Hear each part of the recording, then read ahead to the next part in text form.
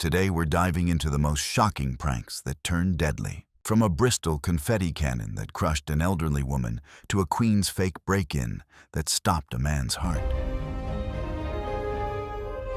It was June 28, 2014, in Bristol, England. In one garden, a few neighbors laughed as they arranged decorations under a sagging gazebo. Nothing looked dangerous, just bunting, balloons, and an oversized plastic archway borrowed from a wedding hire company. Helen Archer, 67, was sitting nearby on a folding chair with a cardigan over her shoulders. She had taught primary school for 3 decades and was known locally for her patience and her soft voice that still carried a trace of the classroom. Since her husband's death 2 years earlier, she'd kept herself busy tending flowers and hosting small neighborhood teas. When the volunteer group asked to use her garden for a surprise anniversary celebration, she agreed without hesitation. She liked company. Despite her arthritis and shortness of breath, she refused help setting up, insisting she could at least supervise. Her physical frailty wasn't new, but her willingness to stay involved made her feel useful again. The neighborhood group, a few retired couples and a pair of younger volunteers, planned the event for a neighbor's 40th wedding anniversary. Someone suggested adding a fun surprise moment, a confetti cannon under the archway, for when the guests of honor walked in.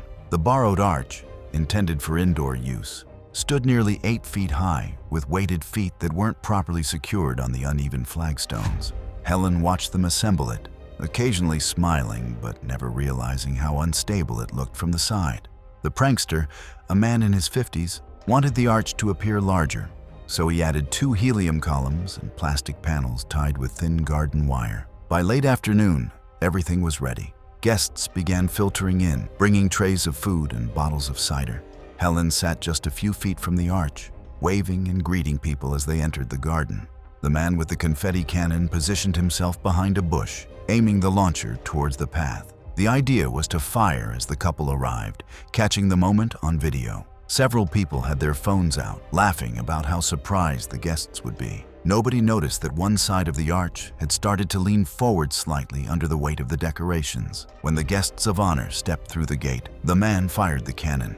The compressed air burst was louder than expected. A sharp, metallic, followed by a bright plume of shredded paper and helium balloons shooting upward. Startled, a few people screamed, but laughter followed quickly.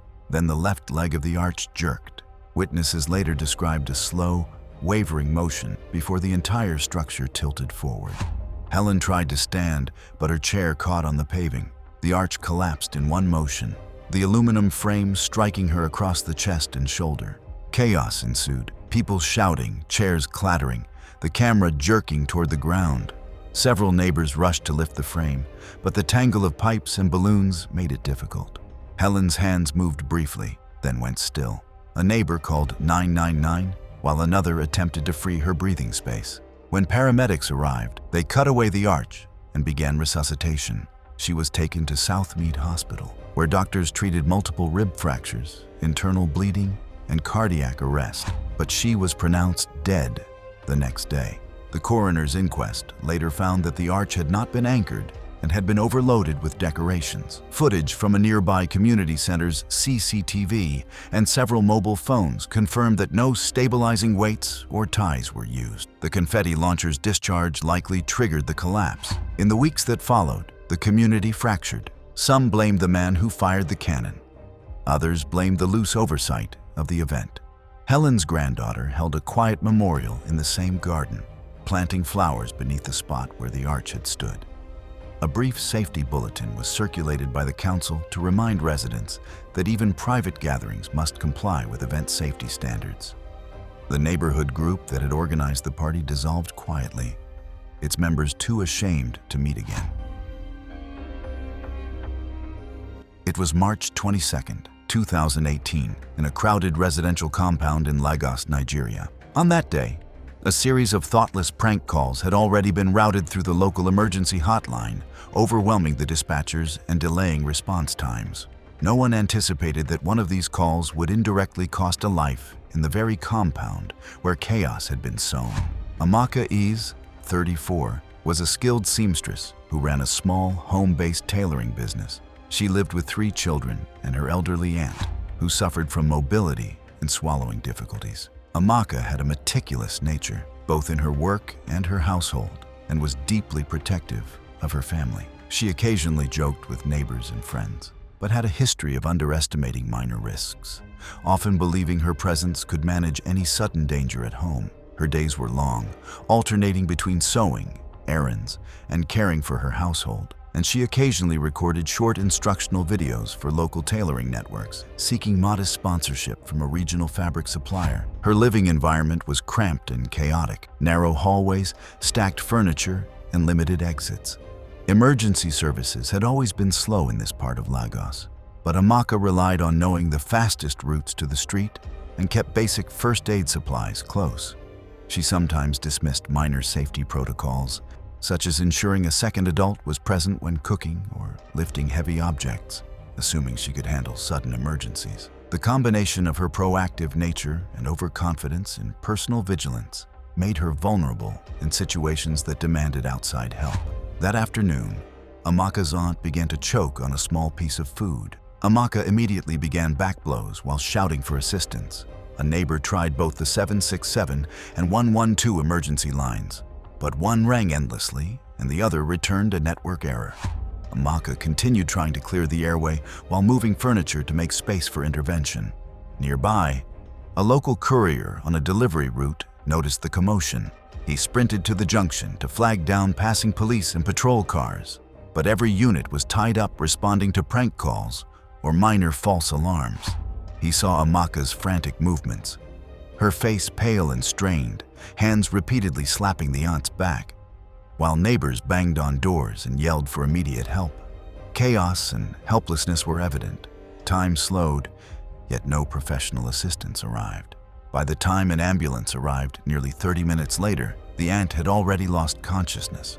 Paramedics administered resuscitation, performing CPR and oxygen therapy, but the prolonged delay had caused irreversible hypoxia. Investigators later reviewed the dispatcher's logs, noting dozens of prank calls in the preceding 48 hours, many originating from the same youth group.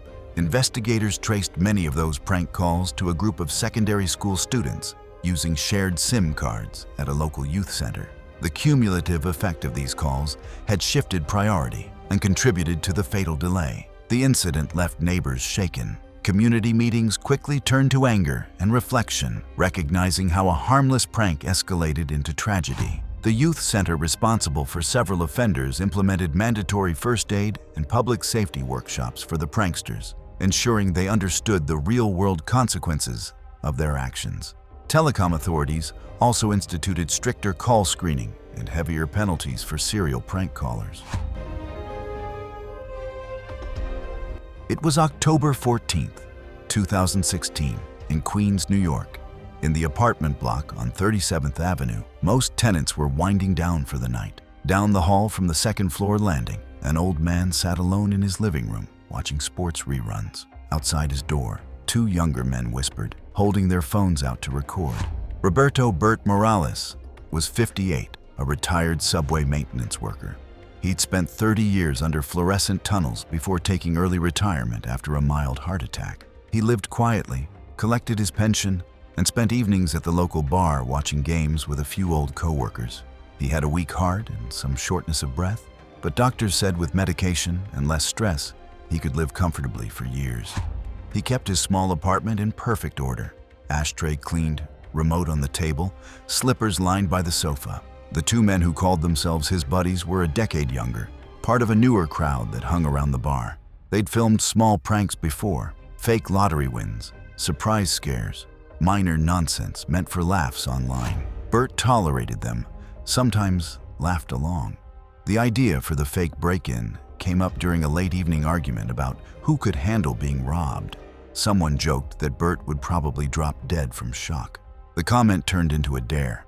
They decided to sneak into his hallway and stage a mock burglary while recording his reaction. It was cruel, but they told themselves it would just be noise, a few laughs, and then an apology. By 10:40 p.m., the two men were outside Bert's apartment, hoods up, half drunk. One carried a mask, the other had a crowbar. They whispered and giggled, testing how loud they could bang on the wall before anyone noticed. The hallway camera later showed them pacing, building up nerve. They waited until a TV ad break echoed faintly through the door, then started the act. 3 hard bangs, 1 shout, the sound of the crowbar slamming against the door frame. Inside, Bert was likely confused and frightened. He wasn't expecting visitors. His building had been robbed years earlier, and the memory had probably left him cautious.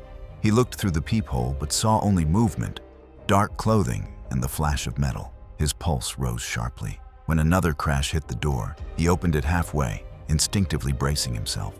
The 2 masked figures lunged forward, shouting. The building's camera recorded the moment clearly. Bert froze, his right hand clutching his chest. His knees buckled, and he fell backward into the hallway, knocking over a folding chair. The 2 men stopped instantly. A neighbor across the hall opened her door after hearing the crash. She found Bert on the floor, gasping shallowly. The pranksters panicked.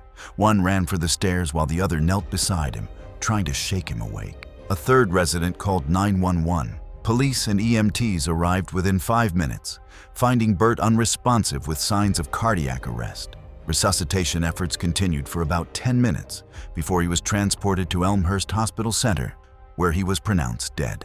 The cause: sudden cardiac arrest precipitated by acute stress in a patient with coronary artery disease. Building CCTV footage, seized by investigators, showed the entire sequence. The 2 men were identified easily. Both had prior misdemeanor records. Prosecutors charged them with second-degree reckless endangerment and criminal trespass, standard charges under New York penal law for actions causing foreseeable harm without intent to kill. The funeral took place quietly at a local church. About 24 people attended, mostly old co-workers and neighbors. His widow, who lived separately after a long estrangement, refused to speak publicly or push for harsher charges. The 2 pranksters each received 3 years probation, community service, and a restraining order, barring contact with the family. It was August 26, 2017, on a narrow, winding road just outside Tagaytay, Philippines. The evening air was thick and humid, carrying the faint scent of nearby pine and smoke from distant fires. That night, a series of thoughtless stunts and prank ideas had already circulated among local teens and amateur filmmakers, setting the stage for a tragedy they should have anticipated. Renz Agapito, 25, worked as a part-time caretaker at a small resort overlooking the ridge and had recently joined a local film collective specializing in prank videos for social media. He had a playful personality, often volunteering for the riskiest roles in their sketches. He sometimes carried a sponsorship from a regional snack brand that encouraged creative content, and his Facebook page had modest but growing engagement. The roads near the resort were steep, narrow, and poorly lit, with minimal shoulders, no guardrails, and frequent hairpin turns, terrain that required careful attention from drivers and anyone near the edge. Locals often warned newcomers about sudden drop-offs and blind corners, but Renz ignored the danger, chasing the viral reaction he hoped would hit online. The technical demands of the setup were simple on paper. Renz would hide behind a tree near the roadside, wearing a white sheet, then jump out as a vehicle approached. 2 friends would film from a parked motorcycle several meters back. The plan relied entirely on precise timing, Renz's ability to retreat quickly, and the expectation that passing drivers would react predictably. That night, the group began filming around 11:40 p.m. Traffic was light, but the incline increased vehicle speed unpredictably. Renz positioned himself behind a tree, sheet draped loosely over his shoulders. The friends filmed, the engine of a passing motorcycle humming softly. Renz ignored the muffled sounds of cars approaching from the distance, assuming he could step aside quickly if needed. A gray SUV came around the bend too fast. Its headlights cut sharply across the road, illuminating Renz for just a fraction of a second. He stepped out, arms raised under the sheet. The driver swerved instinctively, tires scraping the narrow shoulder before overcorrecting. The SUV skidded sideways, striking Renz and throwing him several meters before hitting a concrete barrier. Nearby stall workers heard the metallic crash and rushed toward the sound. Renz was found partially covered by the torn sheet, motionless. His friends ran to him as residents came out from nearby houses. Responders and police from the local precinct arrived minutes later after one of the residents' calls. They found multiple fractures, internal bleeding, and blunt force trauma consistent with high-speed impact. The SUV driver, a woman in her 40s, sustained minor cuts and shock, but survived. Investigators later reviewed the friend's phone footage and skid marks to confirm that the prank had directly triggered the crash. The footage showed Renz stepping out just before impact, leaving the driver no time to react. Authorities ruled the case an accident caused by reckless imprudence resulting in homicide. A charge filed against the two surviving members of the film group. They faced both criminal and civil proceedings for contributory negligence. Renz's family held a private funeral in Cavite, attended mostly by relatives and neighbors. It was May 9, 2015, at a small temple in Kyoto. Volunteers were arriving early to set up the annual temple book fair, joking and carrying boxes of donations. Among them, a harmless prank, a thin layer of water spread across an entrance ramp as part of a reflection joke for latecomers, would soon take away a life. Keiko Sato was 74, a part-time librarian known for her meticulous organization and calm demeanor. She had early-stage osteoporosis, making her cautious with stairs and slopes, and she walked with a slight forward lean to protect her spine. She had spent decades cataloging local history books and volunteering at community events, driven by a sense of responsibility rather than adventure. She enjoyed gardening and long walks, but she was conscious of her physical limitations. Despite her prudence, Keiko had a habit of taking small risks to maintain independence, such as carrying crates or reaching higher shelves, trusting her experience over caution. Keiko had no sponsors or external pressures, but she had a personal standard to be reliable. She arrived early each year to help with the book fair setup, carrying boxes of donated books and organizing tables. The temple was known for uneven ramps, small steps, and wet stone surfaces after rain, all hazards she knew well. The prankers, two younger volunteers from a nearby college, had a casual disregard for risk, intending the water film as a light-hearted visual trick rather than a slipping hazard. They assumed everyone would see it and avoid it, but they hadn't accounted for Keiko arriving alone with a crate. On this day, the assignment seemed simple. Transport donations up a gently sloping entrance ramp and place them near the registration table. But the prank made it unusually dangerous. Temple's CCTV later showed Keiko approaching, focused on balancing her load, unaware of the slippery film. The volunteers who had applied the water were chatting near the corner, distracted. No warning signs had been posted, and the thin layer of water blended with the natural shine of the stone. The ramp's incline was modest, but combined with her limited mobility, it created a hazard far greater than any of the pranksters anticipated. Keiko stepped onto the ramp, her hands full of books, her feet placed deliberately. Her weight shifted as she adjusted the crate, and the water film instantly reduced friction. Her right foot slid forward, while her left foot tried to compensate, creating a sudden, unsteady backward tilt. Her crate tumbled against her chest, amplifying the motion. Temple's CCTV captured the motion in clear detail. A pause, a subtle lurch, and then her body collapsing backward onto the stone surface. The impact was immediate. Keiko's head struck the concrete edge of a low step with a heavy thud. The crate scattered books across the ramp, and the film reflected the overhead sunlight, highlighting the sudden, frozen chaos. Volunteers froze in place, some rushing to dial emergency services while others applied first aid. Paramedics arrived quickly, noting multiple fractures and an acute intracranial hemorrhage. She was transported to a nearby hospital, where she succumbed 2 days later, due to complications from fragile bones and blood-thinning medication. The prankers were inconsolable, publicly apologizing and cooperating with temple authorities. The temple canceled the remainder of the book fair and refunded all donations. A memorial reading was held in Keiko's honor, and volunteers established a community safety day focusing on fall prevention for the elderly.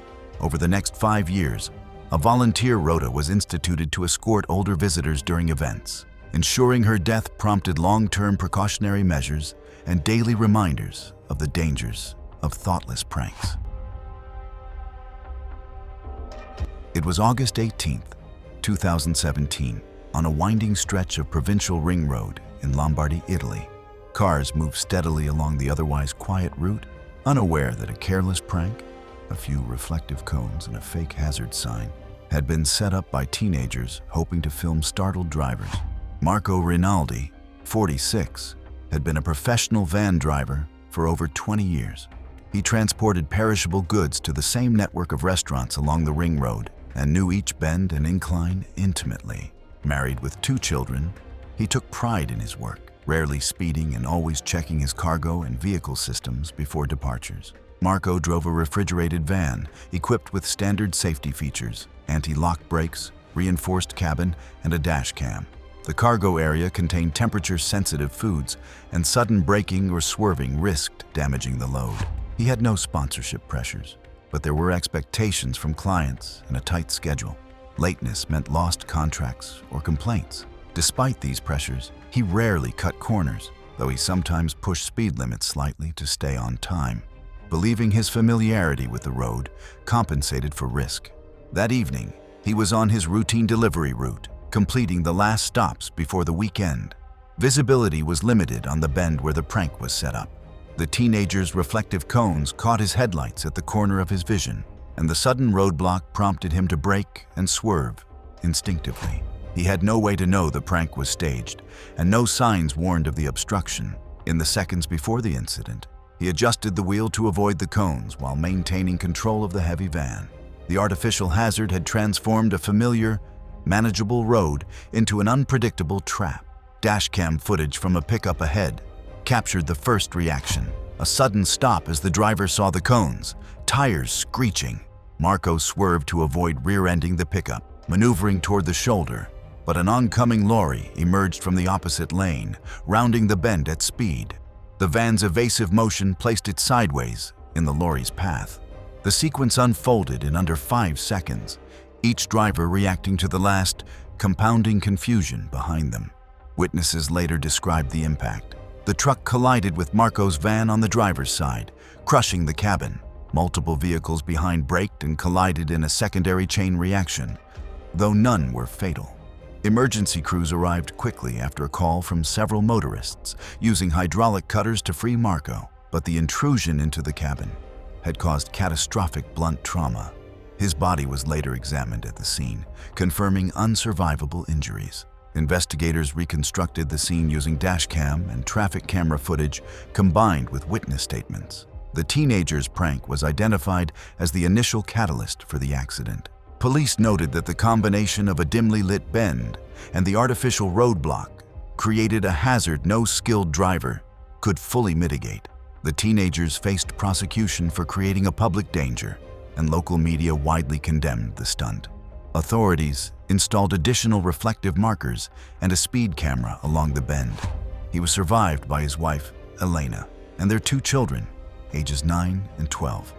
His funeral was held quietly in his hometown church, attended by relatives, co-workers, and several restaurant owners from his route. It was October 2nd, 2016, in Imperial County, California. A large square net hung 200 feet above a dry lake bed from 4 mobile cranes. A small jump plane circled overhead while the ground crew watched wind flags. Tyler Nash was a 29-year-old rigging technician from San Diego with over 800 jumps. He wanted to attempt a net-only jump with no parachute, falling directly into the catching system below. Nash had trained for months and practiced with smoke canisters to judge wind drift.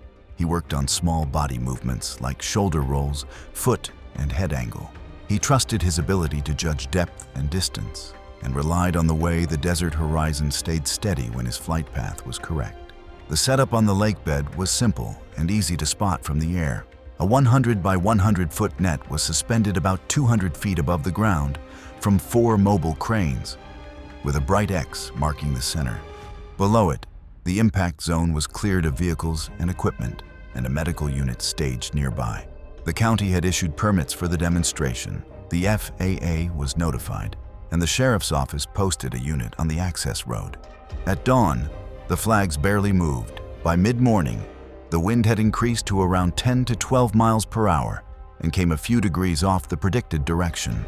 The flight path Nash planned assumed light wind from behind, but the crosswind grew stronger, pushing the flight line to the south. Nash rode up in the jump plane with a spotter and a cameraman. He wore an oxygen mask for the climb and a GPS logger. On the ground, spotters used wind flags and a handheld anemometer. The plan called for a stable belly-down fall to build speed, then a roll to head down in the last few thousand feet to adjust the line. While he was still in the plane, radio traffic stayed calm as the crew chief called out wind readings and suggested a wave off and reset if the crosswind drift looked wrong. Nash pulled off the mask seconds before exit. Nash exited the plane cleanly and held a steady position. As he fell, the crosswind pulled his flight path a few feet off center. He rolled slightly to correct his position, then rolled back. Spotters tracked his position against the center mark for the log. The net filled more of the camera frame as he got closer. In the final seconds, he came in high and moving fast. A spotter standing at the base of a mobile crane said Nash was slightly off target before he disappeared from view. He hit the edge of the net webbing, bounced outside the square, and fell through the gap beyond the frame. The impact zone team ran toward him. The pilot climbed and held clear as briefed. The scene remained controlled as emergency responders reached Nash. The sheriff's unit secured the area while medical personnel worked. The crew secured and then lowered the net for safety and documentation and began packing equipment. Deputies took statements from the pilot, the crew chief, and the two closest observers, including the spotter who had called out the drift measurements. Later, the GPS data showed his path veered a few degrees in the last 1,000 feet, matching what the wind flags indicated. Nash's funeral was held a week later at a small church in San Diego. Friends from the jumping community brought his helmet and logbook to the service. County officials reviewed the setup with an independent engineer. The engineer found the rig met its stated load specs, but left little margin if a jumper arrived off-center. The FAA and the sheriff's office listed the death as accidental, with wind drift as a contributing factor. The county coroner ruled the cause of death blunt force trauma. In the local jumping community, the incident served as a warning that being slightly off target can be dangerous when the landing area is small and wind conditions change. It was July the 22nd, 2017, in Yosemite National Park, California. A narrow ribbon of webbing stretched between two rock points near Taft Point. The drop below was more than 2,000 feet to the valley floor. Evan Cole was 28 years old and worked at a gear shop in Reno. He spent weekends on slacklines and highlines. Cole was known for careful knots, neat anchors, and long practice sessions. More on clean technique than social media attention. He kept records of each session in a spiral notebook. That morning, he wanted to make a clean walk across the line without safety ropes for the camera. At sunrise, a small crew set up a 1-inch line about 120 feet long across a gap near the overlook, under park guidelines with required permits. They built 2 separate anchor systems using slings, bolts, and backup webbing, with edge protection at contact points. Tag lines kept the slack organized during setup. Most walkers attached a safety leash. Cole chose to go without one. Tourists began arriving as the sun came over the ridge. A park map sign moved slightly in a breeze that came and went. A handheld wind meter at the setup showed 6 to 10 miles per hour with occasional stronger gusts. The crew checked tension, checked knots, and checked the edge protection and leash snag checks at the anchors in case someone with a leash fell back into the rock. Cole walked back and forth at the start anchor in bare feet, wiping dust off his feet. He stood up, shook out his arms, and stepped onto the webbing. The line moved under him as lines normally do, with small waves from his weight and small waves from the air. He bent his knees and took slow steps, looking at the far anchor. The breeze pushed from his right side. He paused, let the motion settle, and kept moving. People watching held their breath without meaning to. A visitor with a camera later said it was quiet, except for wind and the small sound of the webbing. Halfway across, a stronger gust hit from the same direction. The line dipped and rolled a few inches. Cole lowered into a crouch to absorb the motion. He stood up again, took a step, and the line rolled a little more. A person watching from the overlook said Cole wobbled once, then twice, and the line moved out from under his foot. Cole tried to sit down on the line, but missed catching it and fell into open space. Without a safety leash, there was nothing to stop the fall. The crew at each anchor could only watch him fall past the cliff into open air. Park rangers were already in the area and called for more support. The overlook was cleared while a rescue team set up below. A helicopter was requested but canceled as ground teams moved into position. The response changed from rescue to recovery. Rangers took statements from the people who set up the line, nearby hikers, and the two closest tourists at the railing. The crew gave rangers the handheld wind readings and photos of the anchors before taking down the equipment. A ranger measured anchor positions, line length, and webbing type. The site was marked and photographed. By late afternoon, recovery teams reached the location below the cliff. The coroner documented the scene, and the body was transported out by ground crews. The park reopened the overlook with a ranger posted to answer questions and prevent copycat attempts. A week later, family and friends held a short memorial at the trailhead. They read from Cole's training notebook and placed webbing and a flower near the start point. A small service was held in Reno 2 days later. The National Park Service reviewed the event as an accidental fall. Rangers updated visitor information to stress the risks of walking high lines without safety ropes. The county coroner listed the cause of death as blunt force trauma. Among local slackliners, the incident became a rule. Wind plus height increases risk without a safety leash. Crews added one more check to their routine. If wind stayed above single digits, they attached safety lines or packed up. It was September 10, 2015, in the Lauterbrunnen Valley, Switzerland. Clouds sat high over steep walls that dropped more than 2,000 feet to the meadows and a narrow road below. Daniel Price was 31 years old and worked as a software tester. He was taking time off from work. All summer, he had been flying clean lines in the mountains and keeping notes on wind, cloud base, and landmarks. He preferred steady plans over last-second choices and skipped exits that looked busy or gusty. He wanted one clean valley run before flying home. 2 friends hiked with him to the jumping spot just after sunrise. The air felt cool, and the wind at ground level moved the grass lightly. From the spot, they could see a big piece of rock that stuck out, then a line of trees on a slope. The plan was simple: fly left of the rock, go over the trees, and clear the road with plenty of room. They laid out the wingsuit and checked zippers, booties, and grippers. A small helmet-mounted camera recorded the exit and flight, and a small GPS logger sat under the suit. One friend stayed at the exit with a camera on his head. The other drove down and set a tripod at a pullout along the road to film from below. Cell coverage worked at the valley floor, so they kept a phone open for basic updates.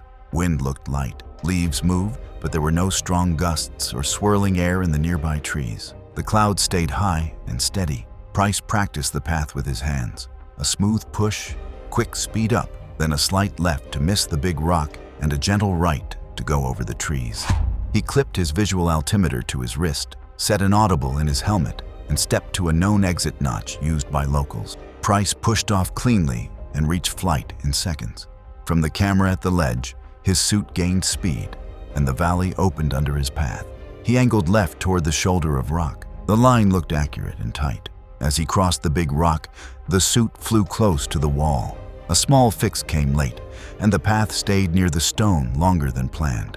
From the field below, a farmer looked up at the sound of wind moving over fabric. The roadside camera showed a brief hit with rock, a change in direction, and then a crash out of view. His friend at the ledge called the friend at the road, who called emergency services. A rescue helicopter was requested. Mountain Rescue reached the slope first and coordinated with the helicopter crew. The site lay below the trees and above the road on a steep mix of dirt and loose rock. Teams set a safety perimeter and asked drivers to keep moving so the road wouldn't back up with onlookers. Police took statements from the 2 friends, the farmer, and 2 drivers who had pulled into the same roadside turnout as the tripod. The friend at the road handed over the tripod footage and the timestamps. The friend at the exit provided the helmet video and a copy of the GPS file. Weather notes from that morning were written in a pocket notebook and matched the light wind that locals reported. By early afternoon, rescue teams finished the recovery and moved equipment back to the road. The helicopter was sent away. Police marked the jumping spot, the flight path along the wall, and the area above the trees where the path changed. They measured distances so the pictures could be matched to the records later. The next week, Price's parents held a small cremation in their hometown. Co-workers joined by video and sent a simple wreath. His friends shared the last GPS track and said he had kept to the plan until the left-hand section near the buttress. Cantonal police and mountain rescue documented the GPS, the weather notes, and both videos. Authorities reminded visitors that small errors at high speed leave no margin in tight terrain and asked wingsuit flyers to choose conservative lines when winds are not steady.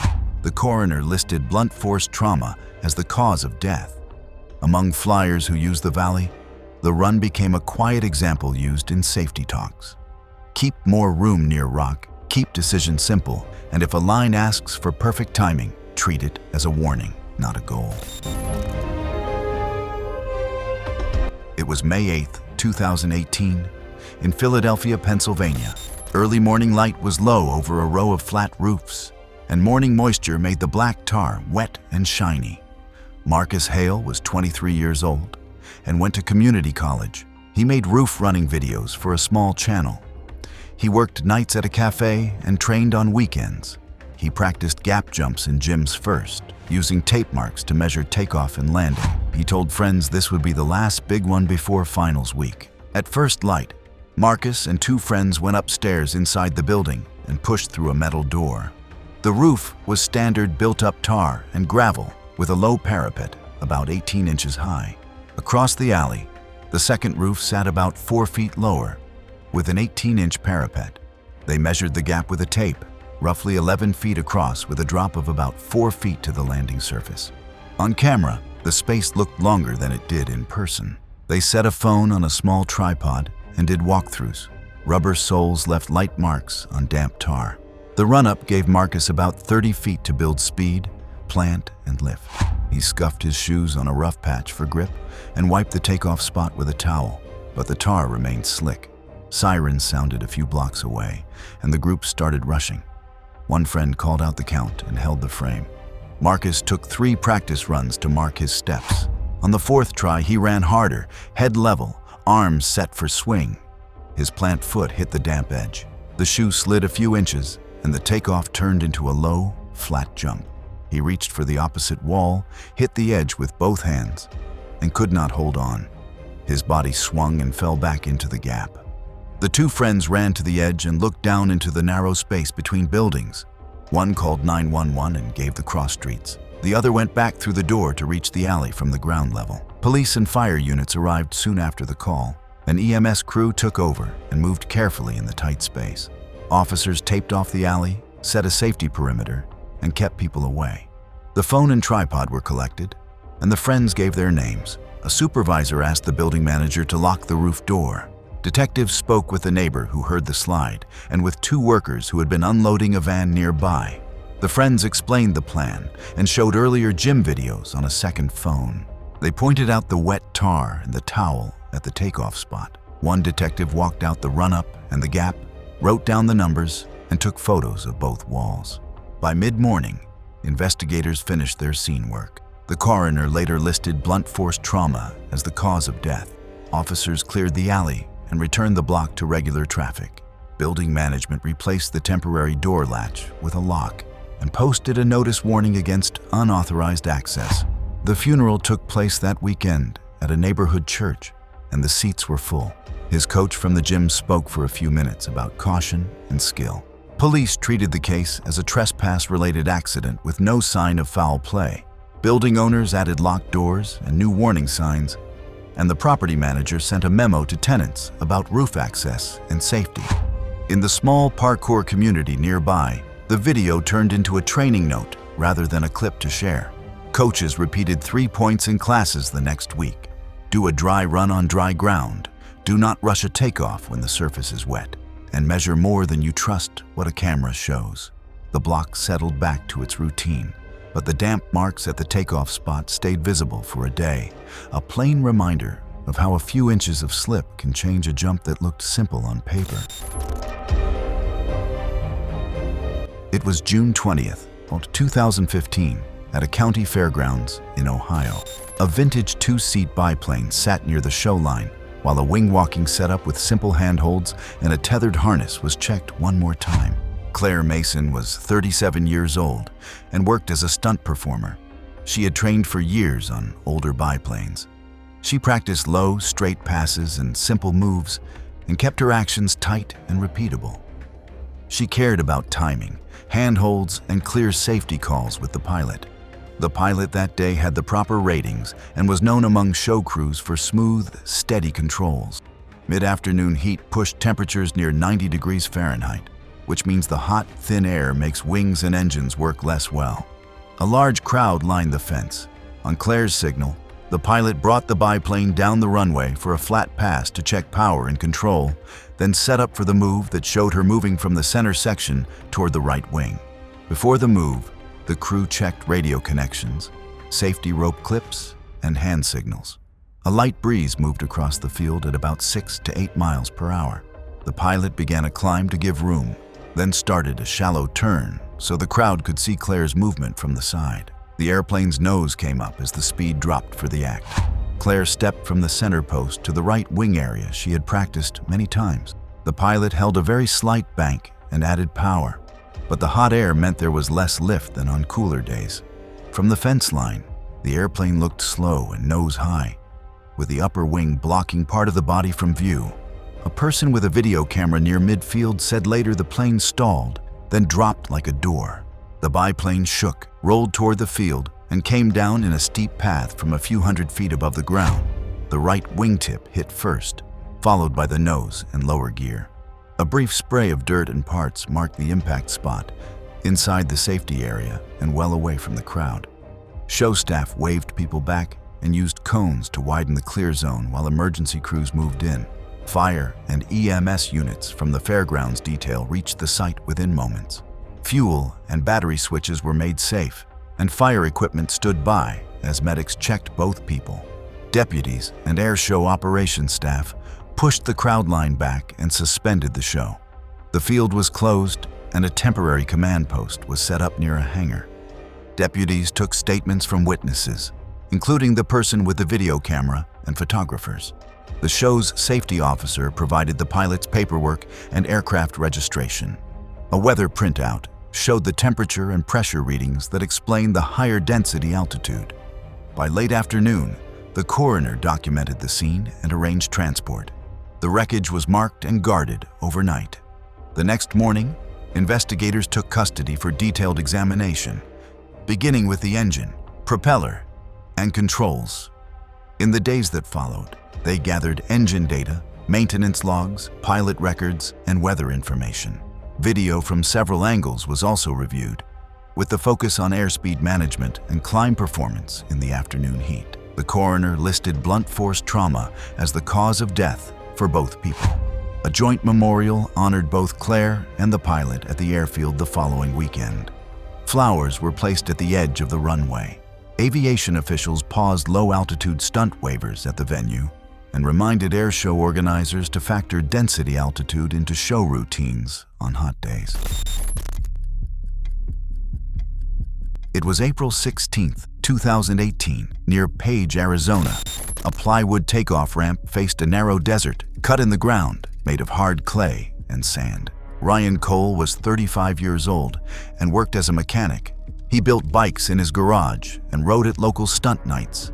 He measured ramps with a tape and level, marked run-ups with chalk, and checked engine settings twice before shows. He told friends this one was a short gap for the hometown crowd. His partner had warned him about the wind that morning. The cut in the ground was roughly 12 feet deep and about 30 to 35 feet across. The takeoff ramp stood about 4 feet high, built with lumber and covered with plywood. Across the gap, a landing pile of packed dirt rose a few feet above the far bank. A friend set up a camera on the landing side. By late morning, gusts pushed dust across the run-up. A handheld meter showed about 10 miles per hour with higher crosswind gusts. Ryan walked the run-up and wiped the ramp face with a towel, but fine dust and grit remained. He marked his steps with chalk, then rolled the bike back to a mark that gave him about 120 feet of run-up. He did 2 speed checks, rolling on and off the gas to feel the pull. The engine sounded clean on the straight, but coughed once when he revved at the bottom of the ramp. He pointed at the engine part, made a quick mixture change, and took one more pass. Sirens sounded from the highway, a mile away. The friend on the pile called that the camera was ready. Ryan went around, lined up, and opened the gas. The bike went straight on the hard ground. At the bottom of the ramp, he gave a final gas boost. The motor hesitated. The front wheel dipped as speed fell short. He reached the edge. The bike hesitated again, and the jump went flat. A security guard from a nearby business said later it sounded wrong at takeoff, like it lost breath.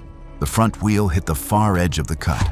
The bike tipped forward and fell into the cut. A dust cloud rose from the bottom. The friend on the pile ran to the edge and called 911, giving mile markers and a nearby crossroad. The guard moved cars back and kept people behind the cones. A deputy arrived first, followed by a fire unit and EMS. Crews went down into the cut with a backboard and secured the scene. The deputy noted wind conditions, ramp location, and distances with a laser measure. Investigators photographed the ramp face, chalk marks, and tire tracks. They measured the gap at 33 feet from edge to edge and recorded the run-up length and ramp height. The friend provided the camera card. The guard gave his statement. The deputy spoke with Ryan's partner, who confirmed the earlier warning about wind. After EMS confirmed fatal injuries, the coroner was notified. By early afternoon, the scene was cleared. The coroner documented the location and arranged transport. The deputy tagged the ramp and the bike as evidence and then released the scene to the property owner. A teardown of the motorcycle at Ryan's garage found a lean condition at throttle tip-in. Matching the bog witnesses heard at the ramp, but the cause of death was listed by the coroner as blunt force trauma. The funeral drew riders from 3 towns. His partner spoke briefly about patience and leaving projects unfinished. Deputies cited members of the crew for trespass and unsafe assembly on private land. The county later issued guidance on event permits and placed barriers to block access to that cut for future stunts. Within the local riding scene, the video became a training note rather than a clip to share. Riders repeated 3 points the next week. Test throttle response underload. Do not launch with dust on the face. And call it off if wind hits double digits with gusts. It was March 26, 2017, in Bristol, England. The morning air was heavy with drizzle, the pitch already slick before kickoff. To the players, it was just another university-friendly, meant to sharpen form before finals week.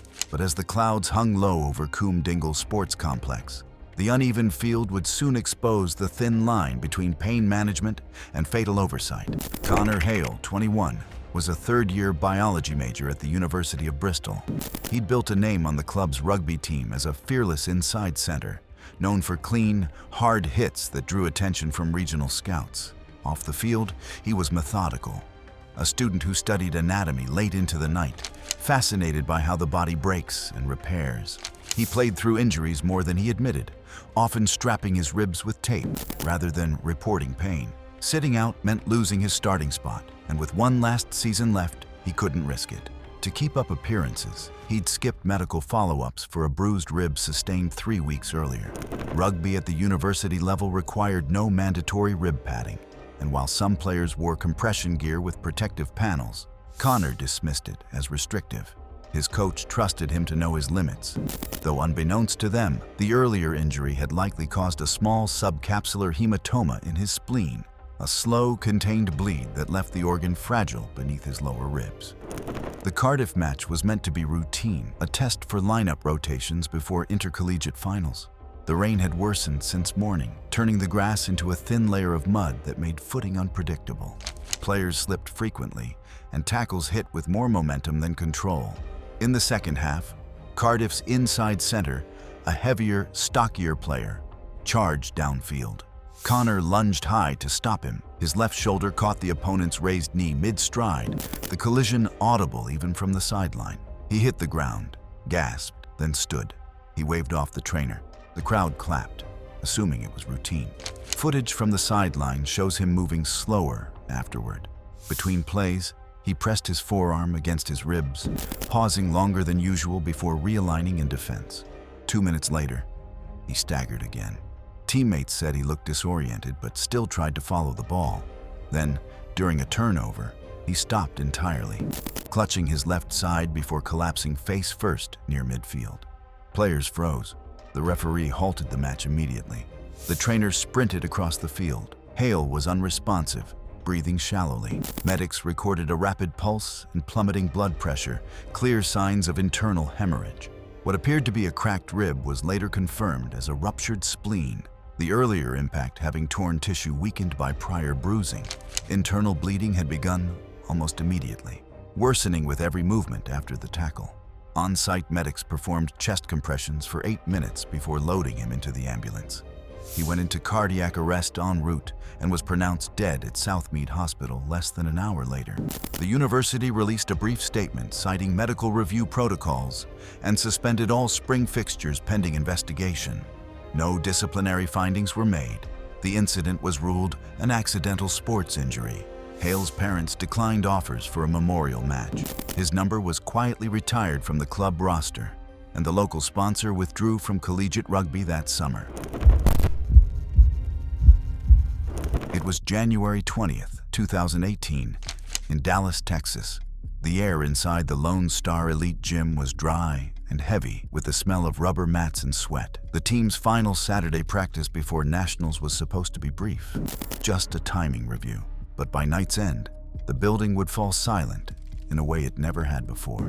Madison Clark, 16, was one of the youngest flyers on the Lone Star Elite cheer squad. She'd earned her place early, moving up from junior level after coaches noticed her balance and fearlessness. At 5 feet 2 inches and barely over 100 pounds, she was light but strong, known for committing to new stunts before others dared to try. Off the mat, she was meticulous. Color-coded notebooks, foam rollers lined by height, chalk marks for spacing. The team trained 6 days a week under the Texas Cheer Athletics circuit, with sponsorships from small athletic brands that expected podium finishes. Madison wanted a college cheer scholarship and knew high-difficulty routines got attention. The gym's spring floor was designed to absorb shock, but still felt firm under landings. Flyers were expected to rely entirely on their base's grip and timing. One hesitation could collapse a formation. Madison had learned to trust that system, repetition as safety, precision as confidence. That evening, the team gathered for a closed practice. A few members were out sick, including 2 base lifters from Madison's primary stunt group. The coach decided to run a timing-only drill for the new pyramid variation that would headline their Nationals routine. Madison's release twist from the top would be the visual peak, a 540-degree spin before re-grasp. The stunt was designed for full-height execution later in the season, but during spacing tests, it reached roughly 12 feet off the floor. The coach allowed it, with spotters moved closer, but still 2 steps back for visibility. The session stretched past 9 p.m. The team had already repeated the sequence 7 times. Fatigue was obvious. Shoulders slumped, timing slightly delayed on the catches. Madison brushed chalk dust from her hands and adjusted her wrist wraps. She hesitated once, glancing at her coach, who gave a nod to continue. The song cue started again. She climbed the base formation, feet finding shoulders, hands gripping wrists. On count 5, she rose to full height, arms locked. On 6, she initiated the twist. Video analysis later showed what happened next. As she began the rotation, her left foot caught the shoulder of the mid-base, disrupting her spin axis. The contact forced her body sideways, throwing off the planned rotation. Witnesses said her torso turned at an unnatural angle mid-air, one arm flailing as she tried to correct. Her head snapped downward, and instead of descending flat, she fell diagonally from nearly 14 feet. The bases reached up too late. Madison struck the mat on her right temple, the sound sharp and hollow in the open gym. She didn't move. Teammates froze, then screamed. One ran to the front desk to call 911 while another held her hand, noticing the brief tremor in her fingers that faded within seconds. The coach checked her pulse, but found it erratic. Paramedics arrived within 4 minutes and provided assisted ventilation while stabilizing her cervical spine. She was taken to Baylor University Medical Center, where CT scans revealed a severe subdural hematoma with brainstem compression. She never regained consciousness and was pronounced dead just after midnight. The gym shut down for a week, Investigators found no equipment failure and confirmed that mats met regulation depth. The report cited loss of rotational control during elevated stunt release as the cause. In later reviews, coaches admitted fatigue and reduced base staffing may have increased risk. In the weeks that followed, the gym stayed unnervingly quiet. Music was played at half volume, and the speaker above Madison's side of the floor was kept unplugged. Her uniform hung untouched in a locker marked with her initials. When competition season resumed, the team's new formation left a space in the center where she used to stand. It was February 3, 2015, in Duluth, Minnesota. The community ice rink was unusually quiet that Tuesday night, the chill from the compressors clinging to the air in pale mist. Parents sat scattered along the bleachers, gloves folded, coffee steaming, watching the local high school league's late match drag into its final minutes. Ryan Halverson, 17, was a senior defenseman from East Duluth High. Off the ice, he was reserved, known for his steady temperament and part-time job at a hardware store. On the ice, he was the opposite, physical, relentless, often the first to check and the last to leave a corner fight. He'd been skating since he was 5, training through weekend clinics and scrimmages organized by the Minnesota Youth Hockey Association. Though talented, he'd never been scouted for higher leagues. His plan was to study mechanical engineering after graduation. Hockey culture in northern Minnesota prized toughness. Even in community league games outside Minnesota's sanction, few players wore neck guards, seen as restrictive or unnecessary outside sanctioned tournaments. The rink's semi-contact format blurred the line between safety and intensity. Ryan's gear was standard: a Bauer cage helmet, chest protector, gloves, and shin pads. His jersey hung loose, the back soaked from sweat and condensation. The ice itself was uneven from hours of play, small ruts forming near the goalposts where players had cut hard stops all night. Under those conditions, footing became unpredictable, especially late in a game when exhaustion set in. That night's match was tied 2-2, entering the third period. Both teams were pressing, tempers short, blades scraping louder with each rush. The final minutes saw a series of aggressive scrambles near the crease as players crowded the goalie. Ryan's last shift began with a defensive zone face-off. The puck deflected off a teammate's stick and slid toward their own net. He lunged to block it, skidding forward just as 2 opposing forwards charged in. What followed unfolded in seconds. One player tripped over Ryan's left skate, toppling backward. Another, spinning to avoid the collision, lost balance and fell in from the side. The 3 bodies tangled at the base of the goalpost, the puck vanishing beneath them. The goalie dropped his stick and lunged forward to cover, his own pads catching the edge of the pile. It looked, at first, like a routine crash. Witnesses later said they saw Ryan push himself up, glove pressed to his neck. A red mist spread faintly against the white ice. A skate blade, believed to be from the falling forward, had sliced through the exposed area between helmet and chest guard. He stood halfway, stumbled, and went down again. The referee and goalie reached him first, using a towel and gloves to apply pressure. Players from both teams froze, motionless, except for one skater who waved urgently toward the bench. The bleeding was too rapid. The cut had severed the carotid artery. Emergency responders arrived within 4 minutes. They carried him off through the maintenance tunnel. The crowd was ushered out in silence while the Zamboni crew scraped the area, refilling with hot water that steamed into the cold air. At the hospital, he was pronounced dead less than 20 minutes after the impact. The rink shut down for a week. Officials installed a rule requiring neck guards for all under 18 leagues. Ryan's funeral took place 3 days later at St. Luke's Lutheran Church, a few blocks from his school. The hockey team arrived in full uniform, skates slung over their shoulders, filling 2 front pews beside the coaches. His parents sat nearest the casket, a folded jersey placed over the lid. It was July 9, 2016, on the outskirts of Reno, Nevada. The Lemon Valley track baked under the desert heat. Spectators shaded their eyes with gloved hands, waiting for the freestyle portion of the meet to begin. The wind carried the faint hum of engines idling, mixed with the smell of oil and scorched dirt. Tyler Brennan, 24, was known around the local motocross circuit as a mechanic who could outride half the professionals he tuned for. He worked weekdays in a small garage south of Sparks, saving money to build his own bike, a modified 250 cubic centimeter frame reinforced for stunts. Friends said his obsession wasn't fame, but control. He'd been rebuilding engines since high school, chasing the idea of a machine that could move exactly as he imagined. Sponsors never came calling, but he didn't mind. His motivation came from proving he could hang with riders who had backing and custom parts he could only dream of affording. Motocross in the desert demanded precision. Tracks like Lemon Valley had hard-packed soil that punished overcorrection. Landing angles were everything. Even a few degrees off could send the rear tire bucking. Tyler's custom bike was heavier than stock, its altered suspension giving him extra lift, but making rotation harder to time. The backflip, a showy but high-risk move, was something he practiced on foam pits and dunes, but dirt jumps were different. The bike's weight could pull forward mid-air if the speed was misjudged. That afternoon, the event's organizers were pushing to finish before temperatures climbed further. Conditions were still within competition limits, though wind readings hovered near the cutoff. Tyler lined up his run anyway.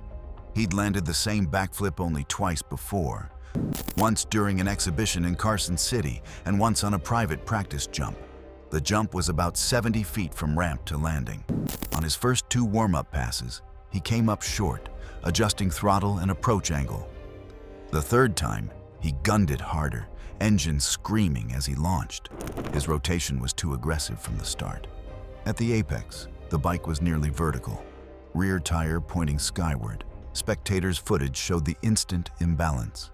Too much torque, not enough clearance. The rear wheel struck the ground first, compressing violently. The impact pitched him forward over the handlebars, his helmeted head snapping back as he hit the dirt chest first. The sound was dull, mechanical, followed by the revving of the still-running engine. The motorcycle bounced once, then toppled onto him, the rear tire spinning in the air. Officials and medics sprinted across the track.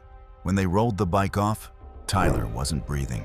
His pulse never returned despite repeated compressions. It was later determined the break, an atlantoaxial dislocation at the upper cervical spine, had been instant. Spectators were ushered back while paramedics draped a tarp over the scene. The announcer's voice faltered before the speakers went silent.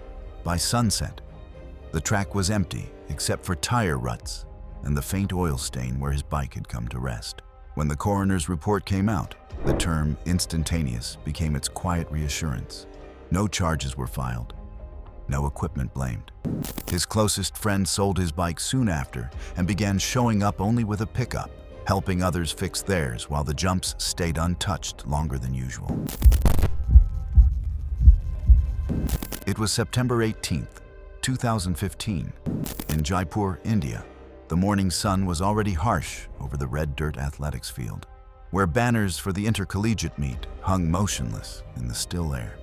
Near the edge of the field stood the pole vault pit, an improvised setup that looked out of place amid the running lanes.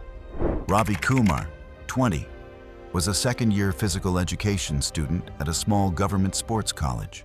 Though known more for sprinting and cricket, he had volunteered to demonstrate pole vaulting after a senior failed to show. He had no formal training in the event, but was determined to prove his versatility to his instructors, who often dismissed him as undisciplined. The college had no sponsor affiliation and limited funding. Its facilities dated back decades, patched together by faculty and students. Ravi's motivation was simple: visibility. He wanted a nod from the visiting coaches that might help him earn a transfer to a better-funded institution in Delhi. Pole vaulting at the college level was rare in Rajasthan due to cost and risk.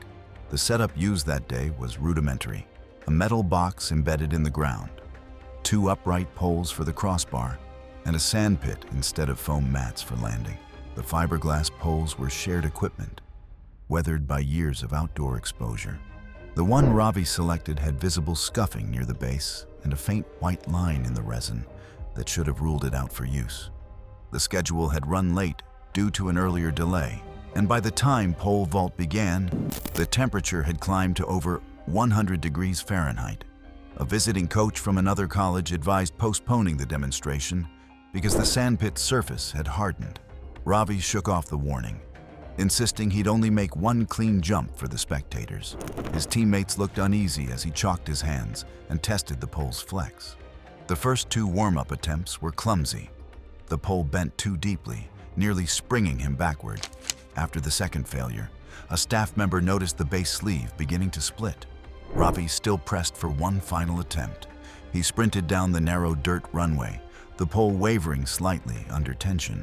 As he planted the base into the metal box and began to rise, a sharp crack split the air. The fiberglass pole snapped lengthwise under load.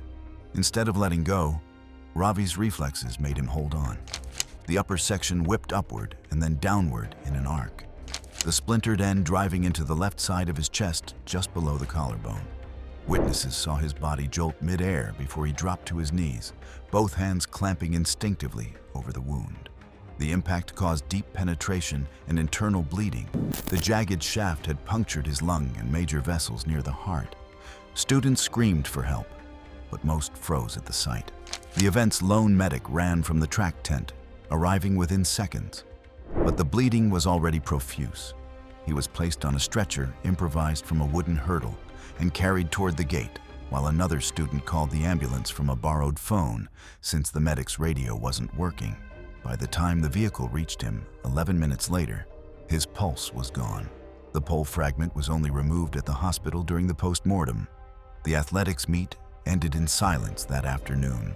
Officials canceled the remaining events and quietly collected the equipment. His name was omitted from the results sheet, recorded instead under technical incident. In the following weeks, the sandpit remained fenced off under the claim of drainage repairs. No public statement was issued by the college, and the damaged pole disappeared from storage. It was April 14th, 2016, in Tampa, Florida. The afternoon breeze carried the smell of cut grass and pine tar, mixing with the dull thud of baseballs striking netting. It was a typical Thursday pregame practice, quiet except for the steady rhythm of the pitching machine. Ethan E.J. Mendez was 17, a senior shortstop at Jefferson High School. He was known for his quick reactions, an instinctive player who read hops before the ball even touched dirt. Coaches called him reliable, the sort who stayed late after drills to perfect footwork.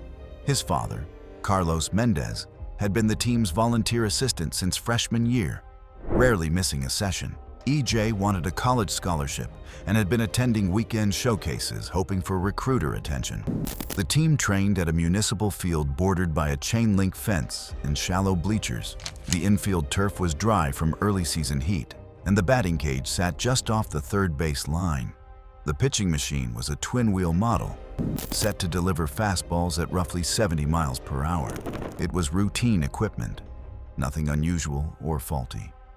EJ often stood close during rotations to watch timing, a habit he picked up to study other hitters' stances. His father had cautioned him about distance before, but EJ brushed it off as part of improving reaction time. That afternoon, the practice ran behind schedule. The varsity game was only hours away, so drills were compressed into shorter rounds. A teammate, Daniel Ruiz, was up to bat against the machine, taking sharp, low cuts into the net. EJ stood several feet to the right of the cage, helmet off, resting his bat on his shoulder. His father was adjusting the feeder on the machine, occasionally glancing up to check positions. On the sixth pitch of the rotation, the ball came off Daniel's bat earlier than expected, catching the sweet spot square. Instead of driving into the cage netting, it ricocheted straight through the narrow gap near the machine's side guard. Witnesses said the ball changed direction so fast it blurred, giving no chance to react. EJ barely turned his head before it hit him square in the chest, just left of the sternum. The impact made a short, hollow sound, more like a clap than a crack. He staggered back 2 steps, eyes wide, then crumpled onto the dirt. At first, Carlos thought his son had just had the wind knocked out of him. But when EJ didn't move, he ran onto the field. Players froze for a moment, then scattered into action. One teammate sprinted for the defibrillator by the concession stand. Another grabbed a phone and called 911. Carlos started chest compressions, counting out loud, his hands slipping against the front of EJ's jersey. The coach opened the AED, an automated defibrillator, attached the pads, and waited for the device to analyze the rhythm.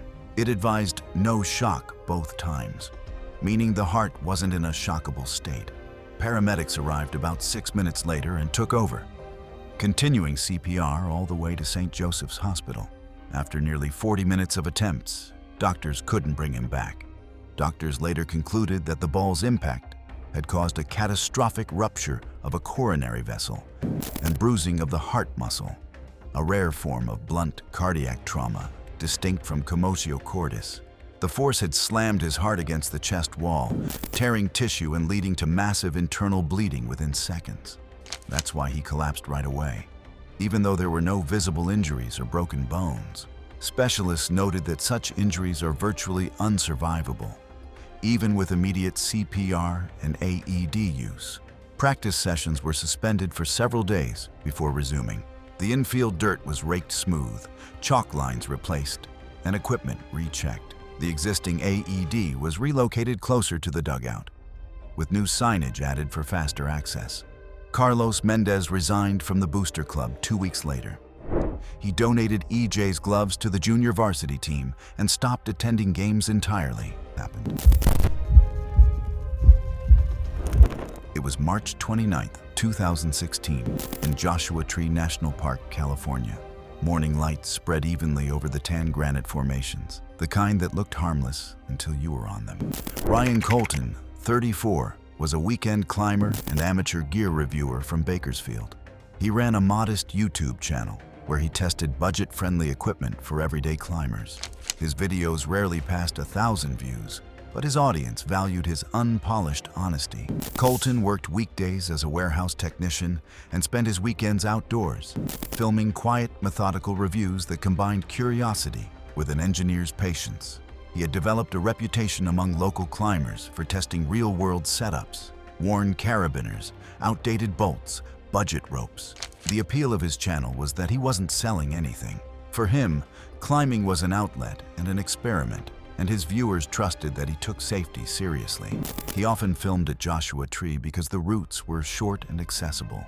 That Tuesday, he planned to film a segment comparing aging expansion bolts to modern glue-ins. The setup was simple: demonstrate how older bolts weathered over decades of use, then show how newer systems solved those weaknesses. He'd already done multiple takes of close-ups and commentary, explaining oxidation patterns and stress points. To illustrate load response, he decided to lower himself gently on an anchor using an old bolt and a modern one side by side. The plan was to record nothing aggressive, just controlled testing. Several nearby climbers noticed him working solo, but assumed he was rehearsing a standard demonstration. One had seen him before and knew he rarely pushed beyond low-risk maneuvers. There were no weather issues, no visible warning signs, only faint surface rust on the upper bolt. Around 11:30 a.m., Colton adjusted his tripod, clipped in, and began narrating in his usual calm tone. He mentioned in the video that this is what mild corrosion looks like after 20-plus years, as he tapped the bolt with a carabiner for sound comparison. The footage reviewed later showed Colton easing his weight onto the anchor while continuing his explanation. As he shifted to demonstrate tension distribution, the old bolt emitted a sharp metallic crack. His right hand moved reflexively toward the rock, but his foot slipped against the slab's smooth surface. The camera stayed steady as his voice cut off mid-sentence and his torso dropped out of frame. Witnesses reported a short, clipped yell followed by the impact against the boulder field roughly 25 feet below. They immediately alerted the authorities. When rangers arrived within 15 minutes, Colton was unresponsive, having suffered severe internal trauma and multiple fractures. His harness remained intact. The newer glue-in bolt beside the failed one was undamaged. His camera had continued recording for over an hour after the fall, capturing only desert wind and the faint voices of responders below. The footage later confirmed that no deliberate risk or misuse occurred. The bolt had sheared at the shaft due to stress cracking and metal fatigue hidden beneath the surface sleeve. The official incident report listed the cause of death as blunt force trauma resulting from anchor failure. Authorities conducted an inspection of similar hardware in the area, removing several aging bolts over the following weeks. His family retrieved his gear from park authorities the following month. The equipment was stored neatly, labeled with his handwriting, The footage was never uploaded. Rangers later described the accident as a rare but instructive reminder that even routine climbs depend on unseen metal. It was June 10, 2017, in Clear Creek Canyon, Colorado. Climbers filtered in early, scattering along the routes before the heat set in. Amongst them, a young woman was setting up her camera, tying in, smiling once toward the lens. Ava Rodriguez, 25, from Fort Collins, was an engineering student at Colorado State University and a part-time instructor at an indoor climbing gym. Her co-workers described her as focused and detail-oriented, someone who treated safety procedures like lab work. She'd started climbing 3 years earlier and found the sport a perfect balance of physical problem-solving and structure. She had been filming short clips of her climbs to analyze movement and anchor setup. The canyon offered short, approachable sport routes, most under 80 feet, equipped with modern glue-in bolts and steel anchors. For Rodriguez, these climbs were an extension of her academic mindset, measurable, repeatable tests of precision and control. Her plan that morning was to lead a moderately difficult route, challenging enough to test technique and focus, but well within her ability. She had completed it once before under supervision and planned to film the climb as a personal milestone. The route, called Pale Sun, was a vertical mix of small edges and shallow pockets, ending at a clean anchor ledge. Rodriguez parked near mile marker 263, hiked the short approach, and set up her phone in landscape mode on a flat rock ledge below. Her voice on the footage was steady but excited as she checked knots and clips. Authorities who reviewed the video later recalled her calm focus as she started upward, methodically clipping into each bolt. By the second anchor, she looked relaxed, pausing briefly to chalk up. Conditions were nearly perfect. Dry holds, no wind, temperature in the mid-70s. She was climbing alone under a mock lead setup, using a device modified for self-belay, a method she had practiced indoors for controlled tests. A few minutes later, she stopped to adjust the device for rope slack and to reposition for the next section. In the footage, she appeared momentarily distracted by a minor rope twist near her harness. During that short correction, she briefly released her brake hand to free the rope tail. Investigators later found that her figure-8 knot, though apparently dressed, had not been fully cinched before she began climbing, allowing gradual loosening as she moved. At the same time, another climber 2 pitches away noticed something off about the rope's angle, describing it later as moving strangely near her waist. Seconds later, Rodriguez reached to clip the next bolt, her body shifting slightly off balance. The rope slipped several inches through the knot as she weighted it, reducing friction. In the footage, the sound of her quick exhale was followed by a sharp gasp. Then, she dropped. The camera caught a blur of sky and canyon as she fell more than 60 feet, her scream cut short by the impact. The phone struck the rock and landed sideways. The climber on the opposite wall descended quickly and reached the base within minutes, allowing him to call for help. Rodriguez had fallen an estimated 70 feet. Her harness remained fastened, but the rope had come completely free from the tie-in. Paramedics pronounced her dead at the scene from blunt force trauma. The Jefferson County Sheriff's report ruled the cause as equipment mismanagement, noting no hardware failure. Investigators concluded the knot had been inadequately retightened after initial setup. Her family held a private memorial in Fort Collins the following week. The gym where she taught closed for 2 days, hosting a safety refresher in her name. Friends described her final moments as typical of her: methodical, serious, unshowy. It was September 14, 2015, on the limestone cliffs of Calavarques, Mallorca. The sea below was unusually calm for late summer. Far above, a pair of climbers moved in rhythm, careful, confident, unaware that one weakened strand of nylon would soon decide everything. Liam Fournier, 28, and his fiancée Elise Fournier, 30, had spent the last 3 years building a modest following online. Their YouTube channel featured short, unedited footage of climbing trips across Europe. Nothing flashy, just raw ascents and the occasional drone sweep over cliffs. Liam worked as an auto mechanic back home in Lyon, known for his patience and precision. Elise, a fitness trainer, handled most of the filming and logistics. Their partnership revolved around trust. She managed equipment. He led the routes. They checked every piece of gear before each climb, their harnesses, carabiners, and long climbing rope, and even kept spare equipment in their van just in case. They traveled on a budget, but kept their setup light for filming efficiency. Deep water soloing and sport climbing required awareness of both rock and tide. They'd learned to read cliff moisture to gauge the swell before moving. On this trip, they'd chosen Cala Varques for its accessible overhangs and clear water, ideal for wide drone passes.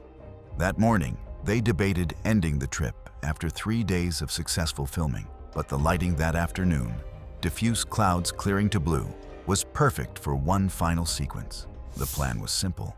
Liam would lead a route called Via del Mar, with Elise belaying from a midpoint ledge. They'd film it in one continuous drone shot, capturing both climbers against the sea. In coastal crags like Cala Varques, airborne salt and microscopic sand grains can also embed in rope sheaths, accelerating abrasion where the line contacts sharp limestone. They launched the drone at 2:14 p.m., calibrated it manually, and began climbing. The footage later reviewed by Spanish authorities showed Liam moving efficiently, clipping at regular intervals. Elise, steady below, managed the rope through her belay device while checking the drone's battery on her wrist monitor. Halfway up, the drone circled wide, revealing a clean shot of the cliff profile and a section where the rope crossed a sharp edge of limestone just below Liam's last quick draw. His harness tension pulled the rope tight against it. At 2:26 p.m., Liam reached a small rest hold, unweighted briefly, then shifted his weight upward to clip again. Out of nowhere, the drone camera jerked, first showing Liam's body dropping. Then Elise yanked upward and outward as the rope recoiled. Both fell nearly 100 feet. Liam's partial impact on a ledge likely reduced his velocity before he tumbled into the sea, but the secondary impact proved unsurvivable. Elise, pulled off her stance, fell cleanly into the same water seconds later. Two kayakers who saw everything reached the scene within minutes before calling for help. Liam was face down, unresponsive, near the ledge. Elise had drifted several meters out, tangled in slack rope. Neither showed signs of life when emergency crews arrived. Autopsies listed massive blunt force trauma as the cause of death for both. Their helmets and portions of rope were later found washed up near the southern inlet. The rope analysis confirmed fiber fatigue at a single abrasion point, consistent with repeated movement under tension. The Civil Guard investigation ruled the deaths accidental, citing rope failure from edge contact and humidity-induced softening. Technical inspectors later emphasized that dynamic climbing ropes can lose up to 70% of their original strength once the sheath is fully abraded through, a failure invisible until the final seconds. The recovered drone, salt-corroded but intact, was returned to Elise's brother. Its memory card contained 12 minutes of footage ending with static.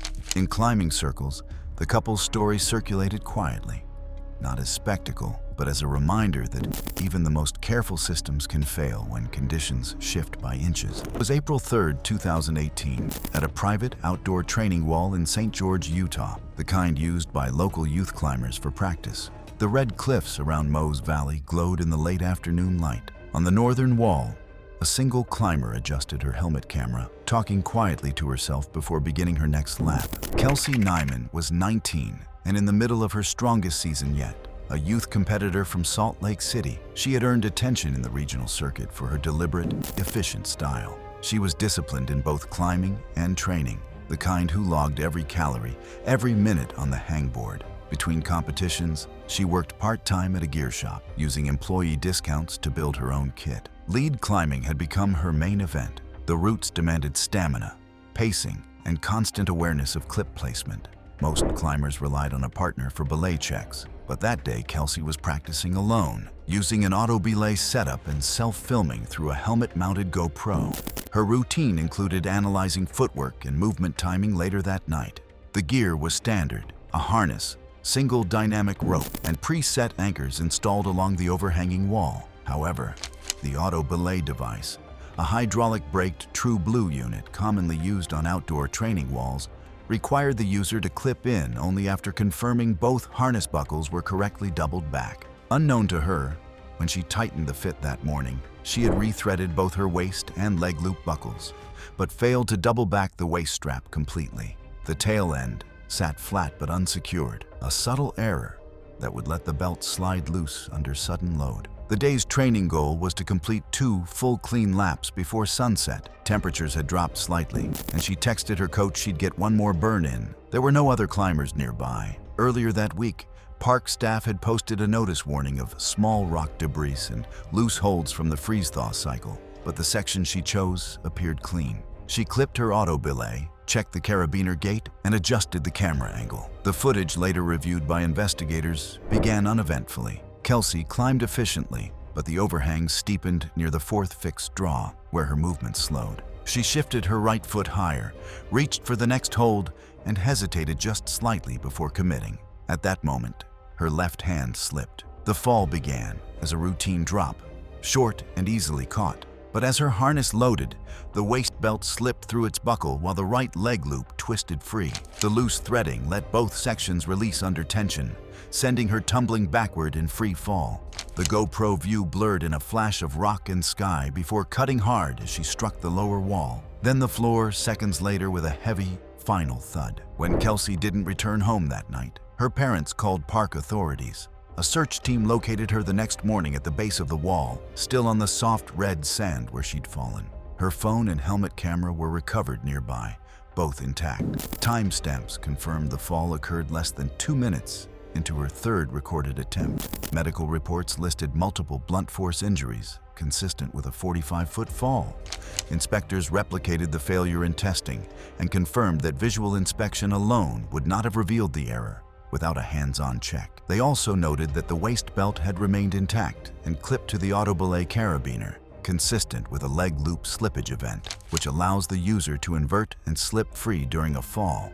Her parents later allowed segments of the footage to be shown privately during national youth climbing briefings. The Climbing's Youth Committee subsequently issued a technical notice reminding coaches to verify leg loop threading before auto belay use, referencing the case anonymously. It was August 22, 2015, in the Boogaboos of British Columbia. The weather that morning was still and deceptively clear, the kind of blue that makes distance hard to read, cliffs flatter than they are, 2 small figures perched high above, finishing what they believed would be the most important climb of their young lives. James Tran, 23, and Owen Bell, 24, were recent geology graduates from the University of Calgary. They had met during a field methods course 3 years earlier, bonding over long nights mapping strata by headlamp and early hikes through scree fields. Both had planned to pursue graduate research, but before settling into that path, they wanted one last project together, an amateur climbing documentary. The film was meant to blend landscape geology with personal narrative, showing how climbers read rock the way scientists read history. Jamie was the planner, neat with his knots and careful with logistics. Owen handled the filming, often improvising shots and teasing Jamie about being the responsible one. The Bugaboos appealed to them for their vertical granite and sparse traffic that season. Both had taken mountaineering courses and had logged several alpine climbs that summer. But this one, a slender spire known locally as the Crescent, was steeper and less protected than routes they'd done before. It was graded only a half step above their usual range, but the approach required a long scramble across exposed ridges where shale and gravel overlay solid granite. That transitional zone, more unstable than it appeared from below, would later define the investigation. They reached the summit shortly before 4 p.m., according to the GoPro timestamp attached to Owen's helmet. Footage recovered later showed the 2 men standing shoulder to shoulder, helmets off, wind tugging at their jackets. They turned the camera outward, panning across snowfields and distant peaks veiled in shifting light. Jamie's voice mentioned that they'd have to move fast before the clouds thickened. Owen set the camera on a rock ledge to frame their handshake and short hug, an ending scene for the film. By the time they began coiling ropes, thin mist had begun to obscure the view east. At 5:12 p.m., they started down the shale ridge toward their rappel point. The GoPro remained running, clipped to Owen's chest. The ridge narrowed abruptly, forcing them to edge sideways along a slope of fractured rock. Owen moved first, shifting weight carefully, boot soles grinding on unstable fragments. Jamie followed, keeping one hand against the wall. He stepped backward to adjust his stance. A sudden scrape followed, one small rock breaking free. Owen's left foot slid, dislodging a slab the size of a textbook. The video jolted violently as the camera spun toward Jamie lunging forward, reaching out of frame. Then came a sharp crack, a startled yell, and the grinding roar of rock against rock. Both bodies crashed through loose shale, striking ledges in rapid succession. The sound built into a chaotic blur of impacts, bone, stone, and fabric tearing, before ending in a dull, final thud. Rescuers located their tent the next morning after they failed to return by nightfall. A search helicopter spotted disturbed shale and bright rope about 400 feet below the ridge. Analysis of the footage confirmed that neither climber had anchored during the scramble. Both men were recovered that evening and airlifted to Invermere. Their university later received permission from the families to finish the short film using surviving clips. It was shown once during a memorial in the Geology Department auditorium. 2018, in Calabria, southern Italy. Morning fog still clung to the base of the cliffs when Marco Vitale and his small film crew unpacked their gear for a short promotional shoot for the regional tourism board. Marco, 31, was a professional climber and freelance filmmaker from Naples. He had built a small reputation producing videos for outdoor brands and local travel projects, blending technical climbing with cinematic visuals. His background in geology had made him attentive to rock structure. He often tapped surfaces before committing, listening for hollow tones that betrayed weakness. The climb that day, however, wasn't chosen by him. The tourism board wanted to highlight a less frequented sector to promote rural destinations ahead of the summer season. Centuries of salt exposure and seasonal rain had left the limestone cliffs along Calabria's coast riddled with fractures. Winter storms seeped into these faults, softening the interior layers until the outer crust appeared solid but hollowed beneath. In climbing terms, the routes demanded trust in rock that didn't always deserve it. Marco's plan was to lead the route cleanly, while two friends filmed from ground and mid-face anchors, with a drone providing wide aerial shots. The climb began just after noon. Weather forecasts warned of minor coastal gusts, but nothing severe. The primary risk was the rock itself. Locals had reported a few minor collapses earlier that year after heavy rainfall, but no formal closures were in place. The wall chosen, an overhanging formation known as Punta Bianca, was considered dry enough for filming. Marco had debated postponing after noticing thin white lines of mineral seepage near the upper roof, but deadlines and travel costs pushed the crew to continue. At first, the footage showed a steady ascent. Marco moved methodically, clipping each bolt, chalk dust drifting in thin clouds. At 60 feet, he paused under a bulge where the angle steepened. The main camera captured him brushing off loose grit, examining the next hold before committing. He shifted his weight left, reached for a protruding flake, and began to clip the rope into the next bolt. The creak came faintly, picked up on both ground and drone audio. Witnesses later described it as sounding like wood under strain. In reality, it was a deep fracture line spreading through a weakened slab. A pulse of dust erupted. Then the entire 400-pound section tore free in one violent drop. The rock struck the wall with a concussive crack, ripping out his left side protection and dragging him down in a blur of stone and debris. The drone footage captured only chaos, gray haze, a flash of limbs, and the slab breaking apart as it pounded through the lower ledges before everything went still. When the dust cleared, the B layer was still upright, bleeding from a forehead cut. Realizing what had happened, he immediately called for help on the crew's radio and began shouting across the wall, his voice carrying across the cliffs. Other climbers nearby joined the call, relaying coordinates to the park rescue station. The first rescue team arrived roughly 40 minutes later, confirming there were no vital signs. Local authorities secured the area and reviewed the footage for structural analysis. Geological inspectors identified multiple hidden fissures extending beyond the failed section, likely weakened by prior rainfall. The crag was immediately closed, pending safety review. Weeks later, the video was submitted to the National Mountaineering Council for training use. The tourism board withdrew the promotional project indefinitely. Thanks for watching. If this compilation entertained you, click here. It was October 3rd, 2015, in Brooklyn, New York. The narrow alleys of Bushwick were quiet in the early morning. The streets seemed calm, but above them, a single decision set off a chain of moments that neighbors would remember long after the night ended. Victor Ramirez, 29, worked long hours in kitchens across the borough. He washed dishes at a diner in the mornings and took a second shift at a bar in the evenings. His income kept him afloat, but left little margin. Friends described him as confident to the point of carelessness, someone who enjoyed pushing limits. In his free time, he liked demonstrating balance tricks, walking laundry lines behind buildings, or climbing onto roofs where others hesitated to go. The rooftops in his neighborhood offered shortcuts between blocks, and Victor had turned them into his own path home. The buildings were mostly old brick walk-ups, patched with tar and flashing. Lines of cable, pipes, and rusted rails crisscrossed the gaps between structures. They were never meant to bear weight, but Victor saw them as an alternative to staircases and sidewalks. He had shown friends his route before, laughing at the danger. To him, it was routine, but it depended entirely on luck and grip. That night, he finished his second shift just after 2 a.m. and left with a coworker. Instead of following him down the stairs to the street, Victor led him up to the roof access door. The plan was to cross between buildings rather than circle around the block. A tensioned utility line stretched between two rooftops, fixed to rooftop hardware. It sagged slightly from years of tension, narrow and slick from condensation. The coworker, used to Victor's shortcuts, leaned casually against the wall and waited, unaware that the air carried a damp chill that made every surface just a little less forgiving. The first steps went smoothly. He crouched low, arms out, moving slowly along the cable. His shoes pressed into the thin steel which flexed slightly under his weight. At the halfway point, the cable twitched, shifting against its anchors. The motion threw off his rhythm. The coworker later described how Victor froze, then bent his knees deeper to regain stability.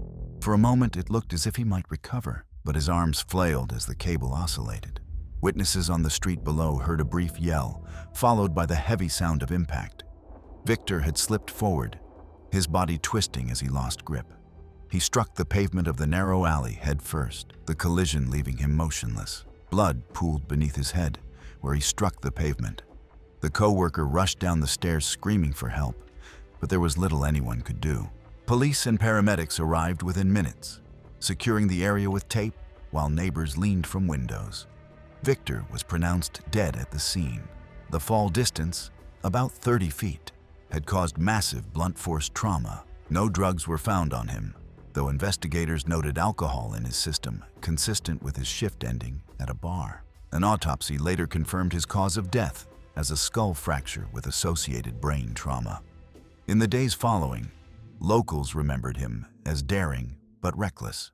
Friends admitted they had seen him take similar shortcuts many times, calling it only a matter of time. Authorities classified the death as an accident, noting that rooftop crossings were not uncommon in the neighborhood, but remained extremely unsafe. Victor Ramirez's case was closed within a week. No further action was taken, but property owners in the area reinforced access doors to discourage similar incidents. It was June 18, 2016, in London, United Kingdom. The summer air was bright and clear, company banners flapping lightly above a courtyard where staff gathered for a charity event. The setting was festive, but behind the cheers and music, one participant's overconfidence would turn the day into an incident that left colleagues shaken. Melissa Carter, 37, worked as an accountant for a mid-sized financial services firm. She had built a reputation inside the office for her sharp competitiveness and frequent belittling of others. Colleagues described her as ambitious and abrasive, someone who sought to prove superiority whenever possible. Outside of work, she had no history in athletics, yet she enjoyed showcasing boldness in social settings. For Melissa, the fundraiser presented less a chance to support a cause than an opportunity to assert dominance over peers. The event featured a series of games and challenges on the company grounds, staged to raise money for a local hospital. Staff volunteers had arranged simple activities, including a low balance beam for participants to walk across while co-workers cheered. For safety, optional nets and mats were provided. The terrain itself was controlled, a flat courtyard with temporary scaffolding and platforms assembled for the demonstrations. It was intended to be a light-hearted environment, requiring no special training. When Melissa's turn came, She rejected the balance beam entirely. She insisted a rope be strung between two scaffolding posts at a height of about 15 feet. Her co-workers objected, pointing out that the stunt was unnecessary and riskier than anything planned. Safety mats and a net were offered, but she dismissed them, calling those who used them weak. The request was not part of the schedule, but under pressure, a few staff reluctantly improvised, tying a rope taut between the posts. From the ground, the rope swayed lightly in the breeze, thinner and less stable than anything meant for this type of performance. As she climbed the scaffolding, co-workers exchanged uneasy looks. Some suggested stopping the attempt, but Melissa waved them off, smirking as she positioned herself at the edge. With dozens of eyes on her, she stepped onto the rope. For a few seconds, she appeared steady, one foot in front of the other, arms extended for balance. Staff clapped half-heartedly, but the atmosphere carried more tension than celebration. Halfway across, the rope shifted beneath her shoe. Witnesses later described how her expression changed instantly from smug confidence to alarm. She slipped sideways, grabbing at the rope to catch herself. The force twisted her wrist sharply, leaving her hanging for barely a second before gravity took control. She fell hard against the scaffolding frame, her torso striking the metal crossbar with full weight before she hit the ground below. The impact was loud enough to draw gasps from the crowd. Several witnesses recalled the thud and the way her body folded on contact, convinced it meant broken ribs and internal damage. Blood spread from her mouth as her lungs filled, visible even to those at the back of the courtyard. Several staff members rushed forward, while others turned away. Her chest showed no normal movement, and the blood in her airway left little doubt of catastrophic trauma. But panic drove the event's first aid team to begin chest compressions anyway. Emergency services arrived within minutes, called by one of the staff. Yet by the time she was loaded into the ambulance, she was unresponsive. Melissa Carter was pronounced dead at the hospital that same afternoon. In the following weeks, bitterness outweighed sympathy. Many employees openly remarked that Melissa's arrogance had caused her own death, and some admitted they felt little grief over the outcome. While a small plaque was installed in the office lobby, it was largely ignored, with several staff privately calling it undeserved. It was September 9th, 2017, in Santa Fe, New Mexico. The historic plaza was alive with music and dancing as the annual fiesta reached its evening peak. Lanterns flickered against the adobe walls, and the air carried a blend of roasted chile and beer. Crowds pressed around the stage, unaware that the night's energy would be broken by a miscalculation that ended in disaster. Antonio Delgado was 51, a lifelong resident of Santa Fe, known for his woodworking and deep ties to local cultural events. He had earned modest recognition at community fairs for carving furniture in traditional Spanish colonial style. He was known to be proud, stubborn, and prone to drinking heavily at public gatherings. Antonio saw the fiesta not only as heritage, but as a stage to prove himself. Risk did not deter him. If anything, it amplified his sense of bravado. In earlier years, he volunteered for demonstrations, carving, knotting, storytelling, but lately pushed for more daring displays. The rope walk was one of these, drawn from folklore rather than history. Without sponsors or proper gear, he improvised. 2 poles braced in sand-filled barrels and a hemp rope strung between them, with only the brick plaza below. That evening, after hours of drinking, Antonio declared he would perform the rope walk in front of the stage. Onlookers attempted to dissuade him, pointing out the instability of the setup and his unsteady condition. Festival staff were occupied with scheduled performers and allowed him space, assuming it would amount to little more than showmanship. Antonio, bottle still in hand, climbed onto the makeshift platform. The rope sagged under his weight, visibly uneven, but he treated the instability as part of the display. Murmurs rippled through the crowd as he steadied himself, muttering that he could handle it. A few clapped hesitantly, though the majority watched in tense silence. Each step sent the rope bouncing, his shoes slipping slightly against the fibers. Witnesses described him shifting his arms in wide arcs, more to keep balance than to perform. From below, the sway of his body was erratic, his coordination evidently dulled by alcohol. About a third of the way across, his foot slipped sharply. He lurched sideways, the bottle slipping from his grip as his free arm scraped along the rope. The crowd gasped as he toppled into open air, his body twisting toward the edge of the plaza. The fall ended in seconds. He landed hard among the spectators, his wrist slamming against a stone bench with a crack audible even through the music. His head struck the plaza bricks immediately after, producing a hollow, unmistakable sound. Witnesses close to the impact described blood pooling almost instantly, spreading across the uneven stones. Shouts of panic cut through the festival music as people backed away. Volunteers forced through the crowd and laid him flat, a few trying compressions while others stood back. Paramedics arrived within minutes from a nearby staging area, but Antonio never regained consciousness. Despite their efforts, the combined head and chest trauma was irreversible, and he was pronounced dead within the hour at a local hospital. The fiesta was halted for about 20 minutes as organizers cleared the plaza and calmed the crowd. Music eventually returned, though in a restrained, uneasy rhythm that never recaptured the earlier energy. Vendors reported slower business than usual, with many families leaving earlier than planned. By the following day, the atmosphere of the celebration was described as muted, with conversations repeatedly circling back to the spectacle that had overshadowed the night. It was October 22nd, 2016, in Toronto, Canada. The air outside carried the chill of late fall, but inside an abandoned warehouse, the quiet was broken by the hum of camera equipment and scattered voices. A group of film students were working on a scene they hoped would impress jurors at an upcoming student festival. But by night's end, their project would be overshadowed by a fatal accident. Ethan Marsh was 25, a third-year film student with a reputation for chasing authenticity over safety. He had grown up on action movies, studying the raw energy of practical stunts, and believed audiences could always spot a fake. Classmates described him as abrasive, often dismissing suggestions he saw as timid. He wanted recognition, not just as a director, but as someone willing to risk himself for realism. Sponsors and faculty offered no funding for this project. Ethan scraped together equipment rentals through savings and student credit. The warehouse offered the kind of gritty backdrop he favored: exposed steel beams, concrete floors, and high windows leaking late daylight. For Ethan, the environment was a stage.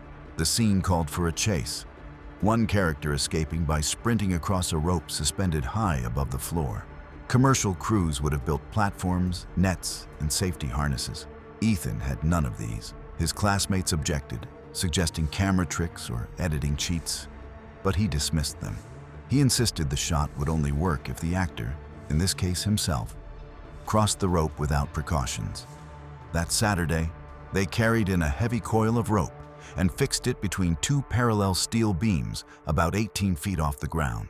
The knots were rushed, pulled tight, but without professional rigging hardware. Classmates suggested lowering the setup or using a balance beam on the ground, but Ethan waved it off. With the daylight fading, he was more concerned about losing the look he wanted than about safety. As the cameras rolled, tension built. The crew shifted uneasily, waiting for Ethan to climb. He mounted one of the beams using a ladder, positioning himself with the rope stretched taut in front of him. The rope sagged slightly under his weight before he even placed both feet on it. One crew member muttered that it didn't look secure. Ethan steadied himself, spread his arms, and called for the take to begin. However, almost immediately through his first step, the rope twisted unexpectedly. Witnesses later recalled the sound of fibers straining as Ethan crouched, trying to regain balance. He grinned at the cameras and mouthed something, then shifted forward. But the second step proved fatal.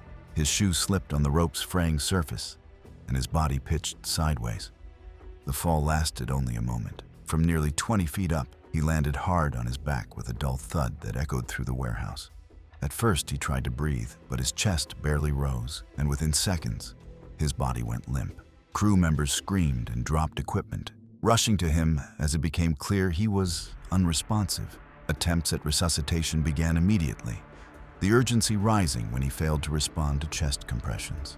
A stagehand grabbed a phone and dialed emergency services while others cleared space around him. Paramedics arrived within minutes, noting a faint pulse and believing at first he might survive. Since there were no obvious external injuries, they worked quickly to stabilize him before rushing him to the hospital. Doctors fought to keep him alive for several hours, but the internal bleeding could not be controlled. He was pronounced dead later that evening in the trauma unit, the autopsy later confirming a partial tear of the aorta as the cause. Police questioned the crew, but determined the event accidental, citing lack of safety protocols and alcohol-free conditions. In the aftermath, the project collapsed.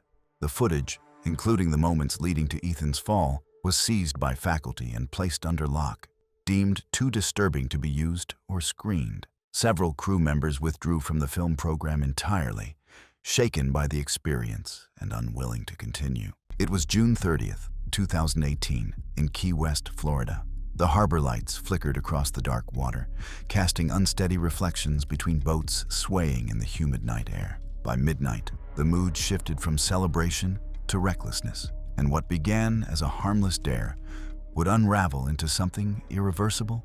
Todd Jenkins, 32, had worked for years as a yacht mechanic in Monroe County. His reputation on the docks was built on speed and strength. He could strip and repair an engine faster than most, and he was known for pushing limits off the clock as well. Nights usually ended in bars, where he picked fights or pulled stunts to prove himself tougher than anyone else. Friends saw it as bravado covering frustration. Todd drank heavily, but he also craved an audience, especially when younger co-workers began mocking him as past his prime. Risk, for him, was never separate from pride. Though not tied to any sponsors or organizations, his life revolved around Key West's marina culture. Mechanics, captains, and crew all shared the same bars and boats, their reputations carried by word of mouth. Todd lived for attention in that small circle. The environment itself fed his impulses. Boats with slick decks, jagged cleats, and heavy gear made for both a workplace and a playground when alcohol blurred judgment. He had walked dock railings before, balancing while friends cheered, but never under the glow of a party boat filled with strangers. That night's charter began like any other. The group drank rum while a stereo blasted classic rock. Todd had already downed several cups before he tied a thick rope between the boat's bow railing and a wooden piling at the dock. The makeshift bridge sagged with tension, but he insisted he would cross it like a pirate, his shirt off, sweat shining under floodlights. Passengers laughed nervously. Some cheered him on, while others warned the rope was slick and unstable. The captain objected but didn't intervene, distracted by keeping the boat steady against the dock and the tide. Todd stepped onto the rope barefoot, his arms stretched wide for balance, body swaying with the pull of the line. Passengers crowded the bow, cell phones up, recording. The rope bounced with every step. He grinned, soaking in the attention, and staggered forward as if performing. Then his foot slipped against the wet line. He lurched sideways, arms flailing. Witnesses recalled him hitting the metal railing on his way down with a sharp thud before splashing into the black water below. At first, the crowd thought it was another stunt. Then blood spread quickly on the surface. He had slashed his wrist against a jagged cleat welded to the hull near the bow. In the floodlights, the water churned red. Todd thrashed, striking out with his good arm, but his movements weakened almost immediately. His head dipped under once, then again, longer each time.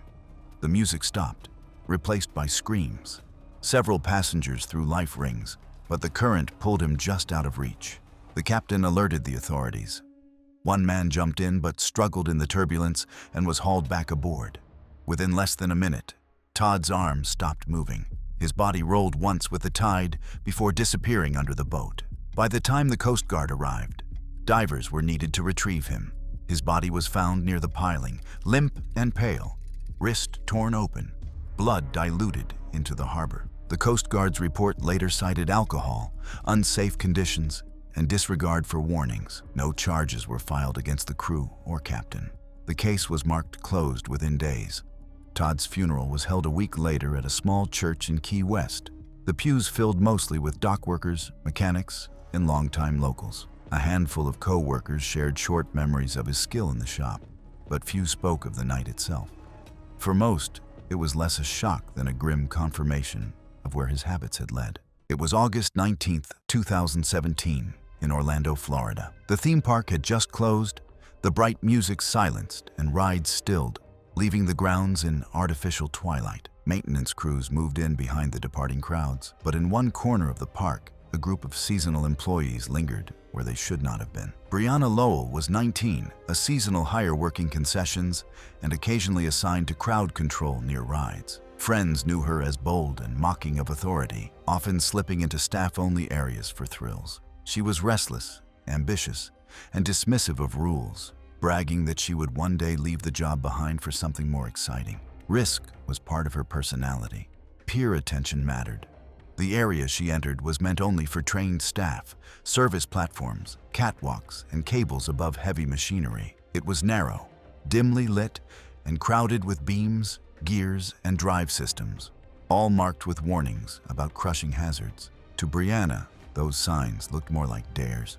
On that night, she and 4 friends slipped past a gate after closing. They gathered beneath the skeleton of a roller coaster, where floodlights cast sharp shadows over steel beams. Brianna spotted a thick service rope tied between 2 access points above a cluster of machinery. Laughing, she told the others she would walk across it. They urged her to stop, pointing out the drop and the gears below, but she waved them off. Alcohol, smuggled earlier in the shift, had lowered her judgment further. She climbed onto the rope, balancing barefoot. The line sagged under her weight, her arms spread wide as she inched forward. Her friends stood on the platform, torn between nervous laughter and genuine fear. The rope swayed with each movement. Halfway across, she turned her head to grin back at them. In that moment, her foot slipped against the rope's fibers and she fell. Her friends later described her striking a beam before plunging into the mechanical pit. She landed in the gears of an idle drive assembly, and the force crushed her chest on impact. Her scream was short, cut off by the grinding sound of her body striking metal. One friend bolted toward security while the others fled, sobbing and panicked. Security staff arrived instantaneously, finding Brianna unresponsive, pinned awkwardly between beams. Blood had pooled beneath her and spread across the machinery. Her body was recovered only after maintenance workers disassembled part of the structure. The autopsy later confirmed massive blunt force trauma to the chest as the cause of death. Behind closed doors, security staff who witnessed the recovery admitted the scene was among the worst they had encountered.